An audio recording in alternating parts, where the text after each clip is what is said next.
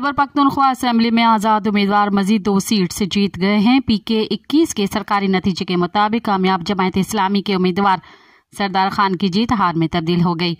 PTI के हिमायती याफ्ता आजाद उम्मीदवार अजमल खान 16,712 वोट लेकर कामयाब करार पाए, जबकि जमायत इस्लामी के उम्मीदवार सरदार खान 8,128 वोट लेकर दूसरे नंबर पर रहे।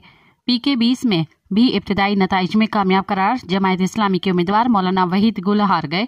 सरकारी नतीजे के मुताबिक पीटीआई के हिमायती याफ्ता आजाद उम्मीदवार अनवर जेब खान 12,903 वोट लेकर कामयाब हुए, जबकि जमायत इस्लामी के उम्मीदवार मौलाना वहीद गुल 6,869 वोट लेकर दूसरे नंबर पर रहे। मजीद खबरन ऐं तफ़सीलात लाइ विज़िट कयो असांजी वेबसाइट www.awamiNewsHD.com ऐं ॾिसंदा रहो अवामी न्यूज़ HD।